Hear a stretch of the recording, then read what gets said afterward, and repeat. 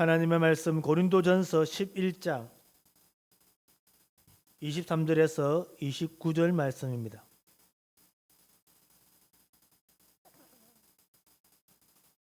고린도전서 11장 23절에서 29절까지의 말씀을 한 절씩 교독합니다. 내가 너희에게 전한 것은 주께 받은 것이니 곧 주 예수께서 잡히시던 밤에 떡을 가지사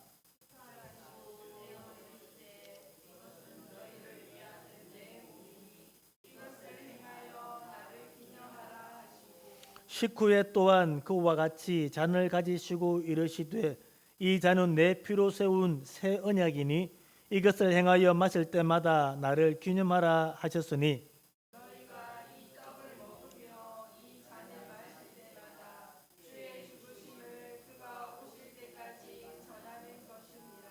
그러므로 누구든지 주의 떡이나 잔을 합당하지 않게 먹고 마시는 자는 주의 몸과 피에 대하여 죄를 짓는 것이니라.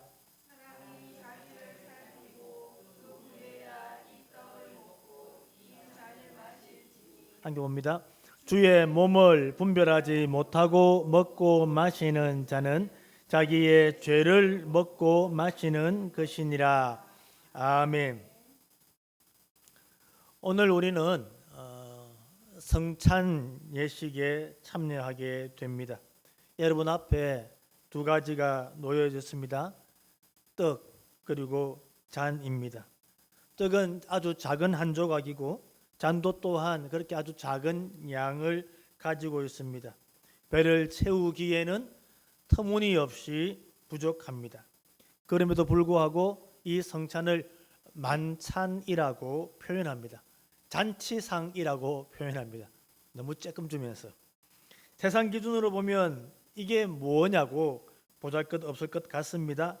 하지만 교회는 2000년 동안 이 잔과 이 포도주를 들고 세상 앞에 당당히 섭니다. 여러분, 성찬에서 성도는 여러 가지 경험을 하게 됩니다. 첫 번째로는 죄를 직면하게 됩니다. 내 죄를 깨닫고 알게 됩니다. 또한 하나님의 용서를 확인합니다. 그리고 좀 더 나아가면 그리스도를 만나고 또 우리의 믿음이 연약했다가 강해지기도 합니다. 어떤 성도들은 천국을 미리 맛보고 또한 우리가 함께 공동체로 모였다는 사실을 인식하고 함께 연합하며 우리가 세상을 향하여 나아갈 수 있는 강력한 힘을 이 성찬을 통해서 경험하게 됩니다. 짧은 성찬의 시간 안에 우리는 함께 이 놀라운 경험들을 경험하게 됩니다. 여러분, 오늘 제가 설교를 전하고 있지만 이 설교 말씀, 하나님의 말씀에는 두 종류의 말씀이 있습니다. 하나는 여러분 귀에 들리는 말씀입니다. 설교가 바로 들리는 하나님의 말씀입니다. 설교자는 입술을 통하여 소리를 통하여 여러분에게 하나님이 어떻게 말씀하시고 하나님의 뜻이 무엇인지를 들리도록 그렇게 말씀하고 설교합니다. 또 하나의 말씀입니다. 그것은 바로 보이는 것입니다. 보이는 말씀이 있습니다. 성찬은 우리가 들었던 그 말씀을 우리 눈에 보이도록, 우리 삶에 보이도록, 우리 영혼에 보이도록 하시는 말씀입니다. 그래서 성찬을 보이는 말씀, 보이는 약속 이렇게 설명하고 있는 것입니다. 성찬은 이 들리는 말씀을 보여주는 효과가 있다는 것입니다. 그래서 오늘 우리가 이 성찬을 참여하면서 보이는 약속, 먹고 확인하고 연합하라는 제목으로 함께 생각해 보기를 원합니다. 예수님은 잡히시던 밤에 배신당할 그 제자들 앞에 십자가를 앞두고 계신 그 밤에 예수님께서 제자들에게 이 성만찬을 시작하셨습니다. 떡을 떼시면서 말씀하셨던 것이 이것은 너희를 위하는 내 몸이니 이것을 행하여 나를 기념하라 라고 그렇게 말씀합니다. 다른 교회의 성찬식에 가보면 나를 기념하라 라고 하는 성찬보에 적혀져 있는 그런 글귀를 확인할 수 있습니다. 우리는 이 성찬상에서 예수 그리스도를 기념한다는 것이 무엇인지를 좀 제대로 알아야 할 것입니다. 무엇을 기념하는가? 그리고 우리가 기념하는 것인지 또는 우리가 기념하도록 행해야 될 것인지. 정확한 성경의 워딩은 우리가 기념하도록 행하라는 것입니다. 이 성찬 예식을 우리가 예수 그리스도를 기념하도록 행동하라 그렇게 말씀합니다. 다시 한번 성경 보십시다. 24절과 25절 말씀 보세요. 축사하시고 떼어 이르시되 이것은 너희를 위하는 내 몸이니 이것을 행하여 나를 기념하라 하시고, 사실은 기념하여 이것을 행하라는 말입니다. 말이 애매하기 때문에 이해할 수 있도록 행하여 기념하라라고 그렇게 설명합니다. 25절 말씀도 이것을 행하여 마실 때마다 나를 기념하라. 마치 기념하라는 것이 명령하는 것처럼 보이지만 이것을 행하라는 것입니다. 기념하기 위하여 행하라는 것입니다. 즉, 이 성찬은 계속 되어져야 되고 계속 우리에게 보여져야 된다는 것입니다. 계속 보여주라는 것입니다. 무엇 때문에? 예수 그리스도를 기억하기 위해서, 예수 그리스도를 기념하기 위해서. 무엇을 기념하고 무엇을 우리가 기억해야 하는 것입니다. 오늘 함께 생각해 보기로는 첫 번째로 우리는 먹습니다. 우리에게 먹으라고 하십니다. 성찬은 그리스도의 고난과 죽으심을 받아들이는 것입니다. 다시 한번요. 우리는 먹으라라고 말하고 우리가 먹는다라고 말합니다. 빵과 포도주를 먹고 마신다라고 우리는 표현합니다. 근데 그냥 먹는 게, 빵을 먹는 게 아니라 예수 그리스도의 고난과 죽으심을 받아들이는 것입니다.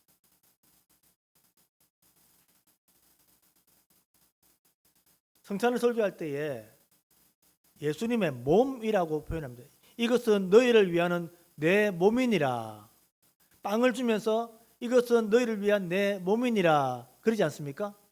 그리고 성경 구조를 그대로 읽었으니까 여러분이 제가 성찬상에서 여러분에게 빵을 드리지 않습니까? 빵을 드리면 이것이 예수님의 몸입니까? 이것은 너희를 위한 내 몸이니라 하셨고 우리가 그 주님의 몸이라고 표현된 이 빵을 우리 여러분에게 드리지 않습니까? 여러분이 예수님의 몸을 먹습니까? 아닙니다. 예수님의 빵은 빵이지 예수님의 몸이라고 하지 않습니다. 그러면 왜 자꾸 예수님의 몸이라는 말들을 자꾸 섞어 하십니까? 이게 바로 성례에서 쓰는 용어입니다. 표현일 뿐입니다. 여러분 분명히 아십시오. 예수님의 몸은 지금 어디 있습니까? 예수님의 몸은 지금 어디 있습니까? 하나님 보좌 우편에 있습니다. 성찬식 때 내려오십니까? 내려오십니까? 아닙니다. 그러면 우리가 빵과 포도주를 먹는데 왜 예수님의 몸을 먹는다고 합니까? 예수님의 피를 마신다고 합니까? 바로 그리스도의 죽으심과 고난을 받아들인다는 의미를 표현하기를 먹는다는 것입니다. 예수님께서 제자들에게 이렇게 말씀하시죠. 예수님 주님 보좌 우편에 한 사람은 우편에 좌편에 앉게 해 주십시오라고 그렇게 말씀할 제자들이 말할 때에 주님께서 이렇게 말씀하시죠. 너희가 내가 마시려는 잔을 마실 수 있겠느냐? 이 잔을 마실 수 있겠느냐라고 묻습니다. 예수님께서 하신 말씀은 그 성찬에 있는 잔을 홀딱 마시는 것을 말하는 것이 아니라 나의 고난에 참여할 수 있겠느냐라고 그렇게 묻는 것이죠. 여러분이 성찬에 참여해서 빵을 먹고 포도주를 마실 때에 빵을 먹는다 할 때 그것은 바로 그리스도의 고난과 그리스도의 죽으심을 내가 받아들인다는 것입니다. 여러분이 빵과 포도주를 먹을 때 그 고난과 죽으심을 내가 받아들입니다라고 하는 그런 고백이라는 사실입니다. 이것이 바로 우리가 먹는다라고 표현할 때 가지고 있는 의미입니다. 먹는다만 아시면 절대로 안 됩니다. 그리고 난 뒤에 오늘 내가 예수님의 몸을 먹었다, 내가 예수님의 피를 마셨다 그렇게 표현하는 것은 정확한 표현이 아닙니다. 우리가 좀 더 정확하게 설명해 드리면 여러분이 포도주를 마시고 빵을 먹을 때 그냥 홀라당 입으로만 먹어버리면 아무 효과가 없습니다. 여러분의 마음속에 그리스도께서 나의 죄를 위해 죽으셨다.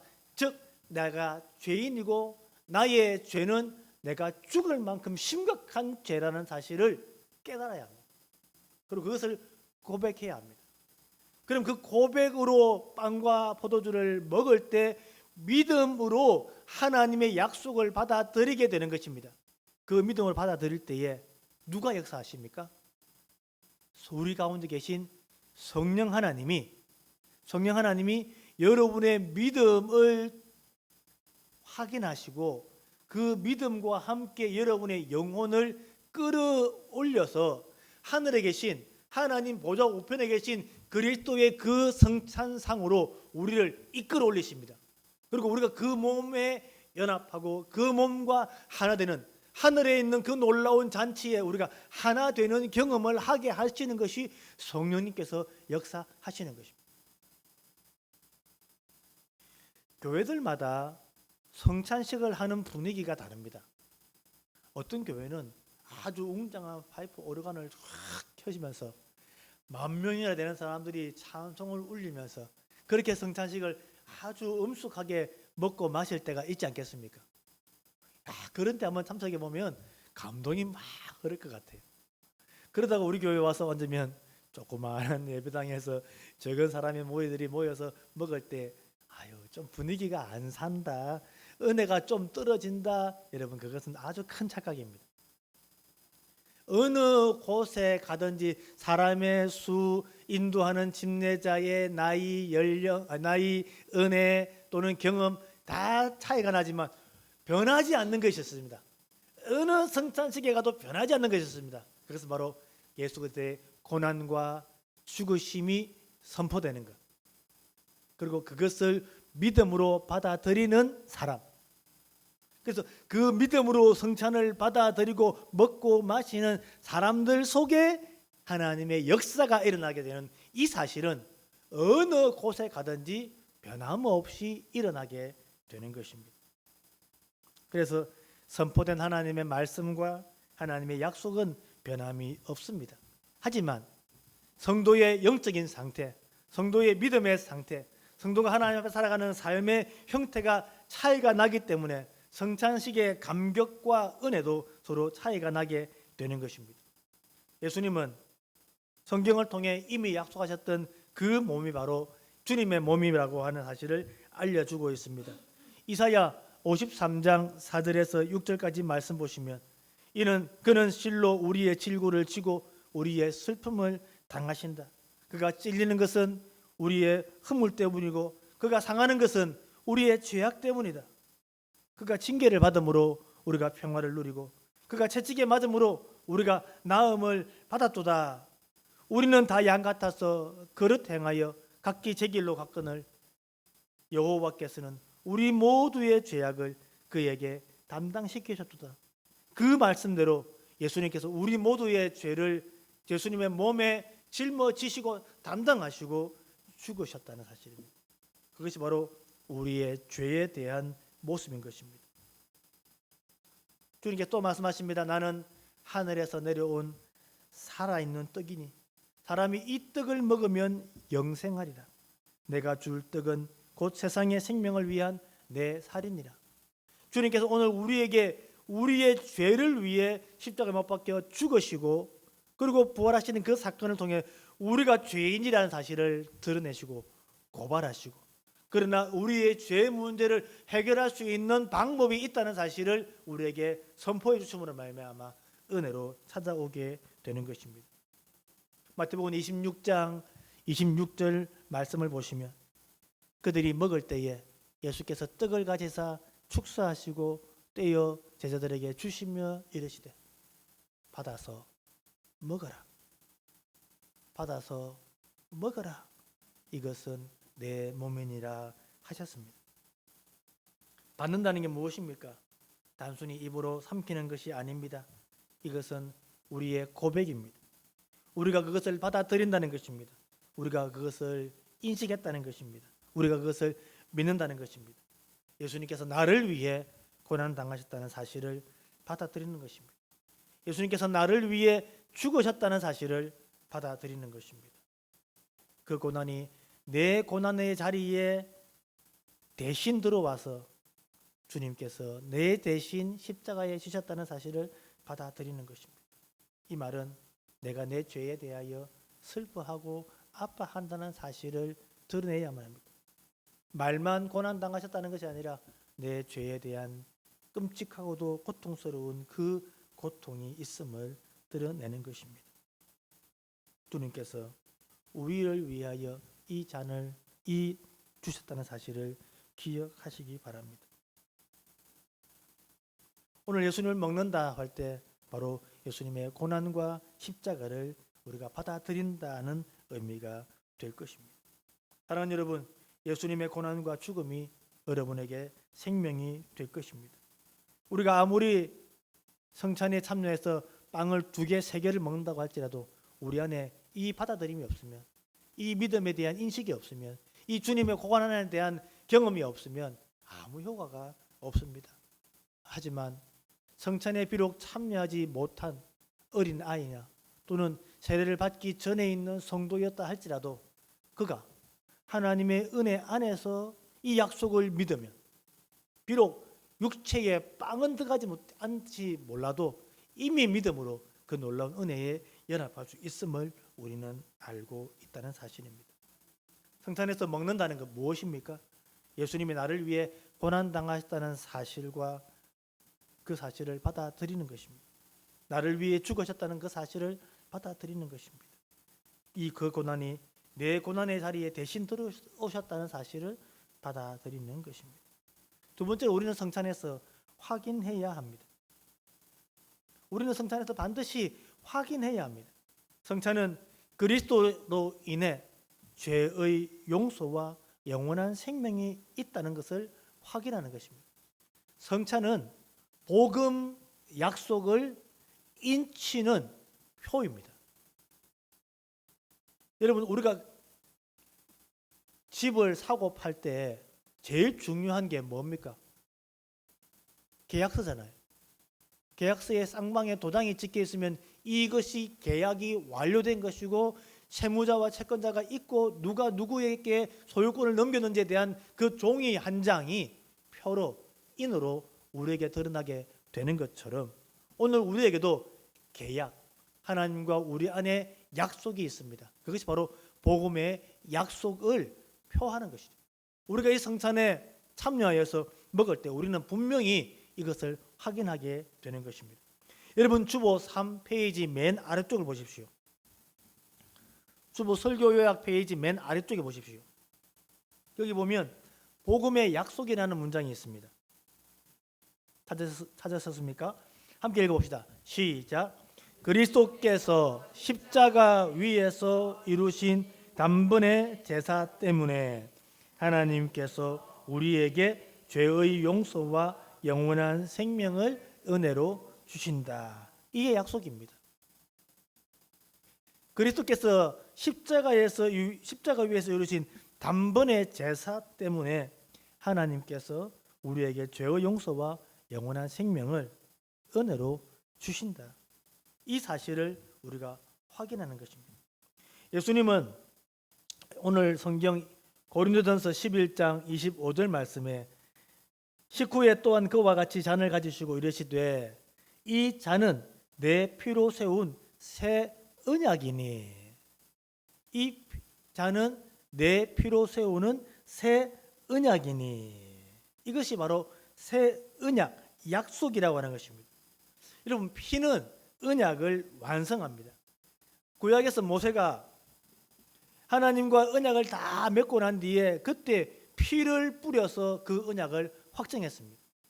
그래서 피 흘림이 없은즉 사함이 없느니라는 말씀도 바로 여기에 있는 것이죠. 그 피를 가지고 백성에게 뿌리면서 여호와께서 이 모든 말씀에 대하여 너희와 세우신 언약의 피다라고 그 피를 언약과 연결시킵니다. 마찬가지로 6월절 날 하나님이 이 피를 보는 사람들은 넘어가겠다, 이 집은 넘어가겠다는 그 언약을 피로써 표시해 버리는 것이 바로 언약의 피입니다. 구약 성경의 예레미야를 통해서 하나님은 내가 그들의 죄를 사하고 그들의 죄를 다시 기억하지 아니할 것이다 라고 하는 언약을, 새 언약을 만드셨다고 그렇게 말씀합니다. 예수님께서 이 땅에 오셔서 다시 말씀하시기를 이자는 바로 내 피로 세운 새 언약이다. 여러분이 이 포도주를 마실 때에 하나님의 언약을 마시는 겁니다. 하나님의 언약을 나의 것으로 분명히 인치는 것입니다. 계약서에 도장을 찍는 것과 같다는 말입니다. 그 무슨 언약이 있습니까? 죄를 다시는 기억하지 않는다는 것입니다. 언약의 핵심은 여러분의 죄를 다시는 하나님이 기억하지 않겠다는 약속입니다. 성도들 가운데 매일 흔들리는 성도가 있습니다. 자꾸만 왔다 갔다 하는 거예요. 은혜가 있을 때는 하나님 날 사랑하시고 나의 모든 죄를 용서하시고 나에게 영원한 구원을 약속해 주셨습니다 라고 하다가 어느 날 갑자기 힘이 빠지고 어느 날 갑자기 낭망이 찾아오고 어느 날 갑자기 내 모습을 쳐다보니까 내가 정말로 구원받은 거 맞나? 내가 지금 정말 죽으면 눈 뜰 때 천국에서 눈 뜰 수 있을까? 하나님이 정말로 내 죄를 용서해 주셨겠나? 이렇게 살다가 내가 정말로 천국 갈 수 있겠나? 이런 고민과 혼란이 막 찾아올 때가 있습니다. 성경은 분명히 우리에게 약속하십니다. 피로 언약을 맺으신다. 이것은 너희를 위하는 내 새 언약이다. 그렇게 말씀합니다. 사랑하는 여러분, 로마서 8장 1절 말씀에 그러므로 이제 그리스도 예수 안에 있는 자에게는 결코 절대로 정죄함이 없나니. 바로 이 약속을 성찬을 통해서 여러분에게 보이도록 하나님이 말씀해 주시는 것입니다. 요한일서 1장 9절 말씀에 만일 우리가 우리 죄를 자백하면 그는 미쁘시고 의로우사 우리 죄를 사하시며 우리를 모든 불의에서 깨끗하게 하실 것이라고 하시는 그 약속을 귀에는 들었는데 눈에 보이도록 우리에게 허락해 주는 것입니다. 하나님은 우리의 연약함을 아십니다. 우리가 자꾸 흔들리는 그것을 아십니다. 우리가 자꾸 확인이 필요한 사실을 우리에게 아십니다. 그래서 우리에게 이 성찬을 주시는 것입니다. 여러분, 우리는 한 달에 한 번씩 매주 첫 주일에 성찬을 참여합니다. 매번 이 복음을 여러분에게 선포하는 것입니다. 여러분의 힘과 아니라 여러분의 지식이 아니라 여러분의 공로가 아니라 오직 그리스도의 은혜로 성령님의 역사로 이것이 우리에게도 주어졌다는 사실을 계속 확인시켜 드리는 것입니다. 성찬은 귀로 듣는 복음을 몸으로 확인하는 예식일 것입니다. 우리가 이 잔을 들 때, 마실 때 그냥 음료를 마시는 것이 아니라 하나님의 약속을 마시는 것입니다. 아니, 좀 더 하나님의 약속을 내 손으로 콱 붙잡는 것입니다. 주님, 당신의 피로 세우신 그 약속, 죄사함과 영원한 생명이 나에게 있다는 그 약속을 내가 붙잡습니다. 성찬은 여러분에게 일어나는 모든 고민과 혼란과 혼돈과 낙심과 절망을 깨끗하게 씻어주시는 하나님의 방법입니다. 나는 죄 용서받은 사람이고 나는 영원한 생명을 받은 사람이고 내가 하나님의 백성이고 영원토록 하나님과 함께 살아갈 수 있는 은혜가 나에게 있다는 사실을 다시 한번 확인하는 것입니다. 사랑하는 여러분, 이 잔은 완벽한 사람을 위해 제공하는 잔이 아닙니다. 이 잔은 완벽한 하나님의 백성에게만 주는 잔이 아닙니다. 예수님은 죄인을 위해서 흘리신 피였습니다. 자기를 배신할 자들을 위해서 흘려주신 피였습니다. 이 죄책감을 짊어져 주시는 하나님의 은혜가 우리에게 있다는 것입니다. 여러분, 오늘 이 잔을 마시면서 고백하십시오. 예수님의 피가 나의 죄를 덮었습니다. 예수님의 피가 내 죄를 덮었습니다. 나는 용서받았습니다. 나에게는 영원한 생명이 있습니다. 아멘입니까? 아멘입니까? 사랑하는 여러분, 흔들리는 믿음을 오늘 이 장과 또 빵을 통해서 우리는 다시 한번 확인하게 되는 것입니다. 마지막 세 번째로 우리는 연합을 경험하게 됩니다. 성찬은 그리스도의 몸과 연합되는 확증입니다. 여러분, 우리는 이 성찬 예식을 집에서 혼자 할 수 없습니다. 성찬 예식은 혼자 할 수 있는 게 아닙니다. 반드시 심례자가 여러분에게 드려야 됩니다. 그럼 심례자가 한 사람만 데리고 성찬을 할 수 있느냐? 그것도 않습니다. 반드시 성찬은 공동체로 모여야 합니다. 공동체가 꼭 필요합니다. 여러분, 성찬상에서 예수 그리스도의 피와 예수 그리스도의 몸만 보시면 안 됩니다. 나의 죄만 봐도 안 됩니다. 예수님의 죽으심과 그의 피로 말미암아 우리의 죄를 용서하시는 것을 보는 순간 눈을 들어 옆 사람을 보십시오. 옆에 계신 사람을 보셔야 됩니다. 이것은 바로 나만 죄 용서받고 나만 무너지는 것이 아니라 우리가 연합되어 있는 공동체이기에 이 공동체 안에 불신과 원망과 싸움과 다툼이 있다는 사실을 성찬상에서 봐야만 합니다. 그리고 결단해야 됩니다. 내가 이 잔을 마심으로 말미암아 저 사람에게 다가가리라. 내가 이 잔을 마심으로 말미암아 내가 저 사람을 용서하리라. 내가 이 잔을 마심으로 말미암아 저 사람을 사랑하리라.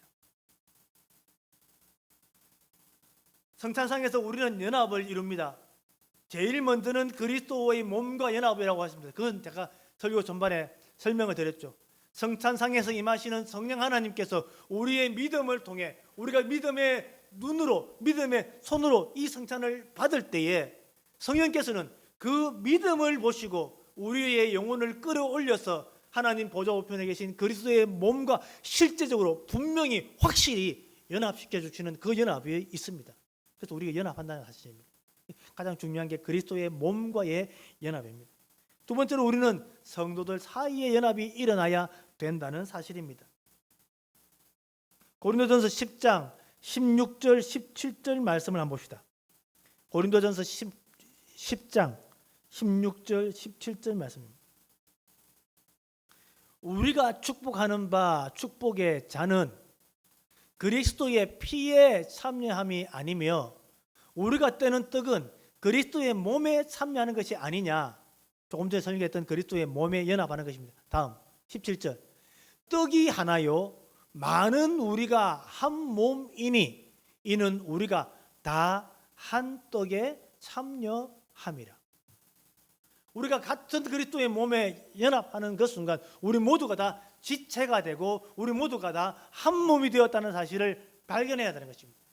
그리스도의 몸, 나와 그리스도만 연결되는 것이 아니라 거기에 그리스도의 몸에 연결되어 있는 많은 하나님의 백성들, 많은 지체가 있다는 사실을 알고 이 지체가 서로 연합되어야 한다는 것입니다. 성찬상에서 함께 먹고 마시는 성도들이 다툼이 있어요. 서로 마음이 불편해요. 미워하고 있어요. 싸우고 있어요. 그러면서 성찬에 참여했다면 그것은 그리스도의 몸을 분변치 못하고 자기를 분변치 못하고 그리스도의 몸에 참여하는 것이기 때문에 죄를 먹고 마시는 것이니라는 경고를 받을 수밖에 없다는 것입니다. 우리는 함께 먹는 모든 사람이 그리스도 안에서 한 몸입니다.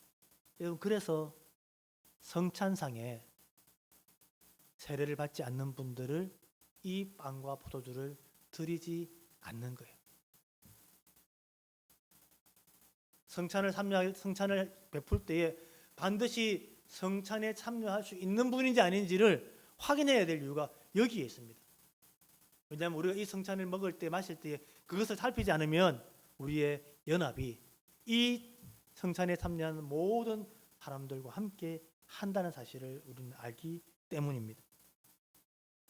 얼마나 우리는 이 연합의 깊이를 경험할 수 있을까요? 우리가 그리스도와 연합할 때 어느 정도 연합이 될까요? 갈라디아서 2장 20절 말씀에 아시는 말씀처럼 내가 그리스도와 함께 십자가에 못 박혔나니 그런즉 이제는 내가 사는 것이 아니요 오직 내 안에 그리스도께서 사시는 것이다.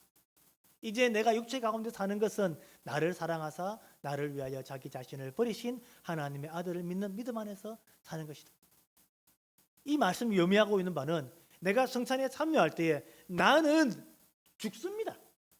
나는 죽었습니다. 어느 정도 그리스도와 연합합니까? 그리스도께서 내 안에 사시는 것입니다. 이것이 성찬에서 주시는 하나님의 연합인 것입니다. 마지막 세 번째로 오신다는 소망 안에서의 연합입니다. 주님 오시는 그날까지 그의 죽으심을 전하는 것이죠. 영원토록 주님 오시는 때까지 우리는 이 소망으로 함께 연합해 가는 것입니다. 과거의 십자가, 예수 그리스도께서 우리를 위하여 죽으신 과거의 십자가였습니다. 오늘 지금 살아계신 하나님 그리스도의 하나님 보좌 우편에 계신 그리스도의 몸과 지금 현재 연합하고 함께 눈에 보이는 성도들과 함께 연합해 보이는 현재성이 성찬식 안에 있습니다. 그러나 이 성찬은 소망이 있습니다. 주님 오시는 그날까지 우리가 이 일을 갈 것이다 라고 하는 소망이 우리에게 있는 것입니다. 말씀을 정리합니다. 사랑하는 성도 여러분, 우리에게 이 성찬은 보이는 약속이고 이 성찬에서 먹고 확인하고 연합하라고 제시된 것입니다. 결론은 뭡니까?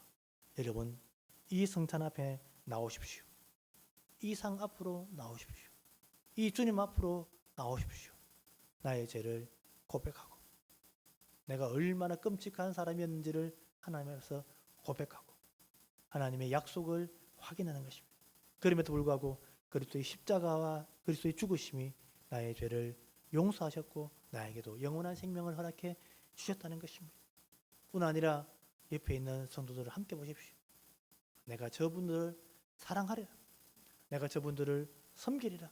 내가 저분들과 함께 연합하리라.